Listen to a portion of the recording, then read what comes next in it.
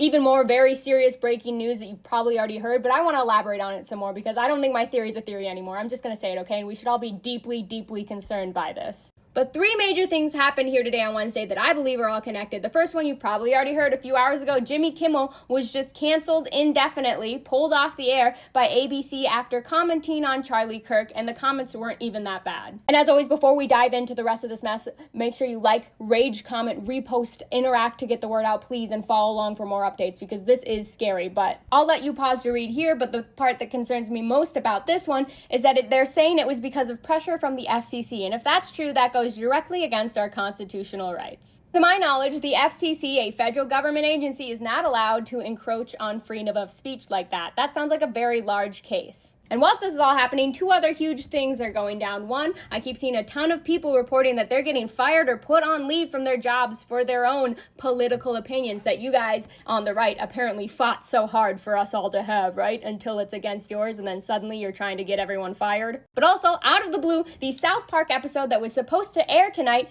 isn't coming out. It's getting blocked for some reason. They posted this excuse saying they just didn't get it done. But if you know anything about South Park, historically, they have never just not gotten an episode done. Ever since the dawn of South Park, they've been making episodes with 6 days. They had a documentary called 6 Days to Air. They've talked about how they've even had to rewrite episodes with only like 1 or 2 days and put them out. The only time they've ever delayed episodes was for like other outside reasons like that major power outage or because they had Comic-Con scheduled this week, not just because they didn't meet the deadline. I'm not buying that excuse for a single second. I think they finished that episode like they always have, and the network is blocking them because 1, they hated Donnie and Charles, and they've never once not gone there. I think they fully went there with this week's episode. And they're probably stuck in arguments with the network because last week when the incident happened, the network pulled their totally innocent episode of Charles off of cable so it wasn't running anymore and you can only find it on Paramount Plus now. If they're too scared to keep running an episode that's simply poking fun at the concept of Debate Bros, do you think they're gonna allow an episode that fully does it on TV? No, I think for the first time ever, we're actually seeing someone put their foot down on South Park, and that's the most concerning part to me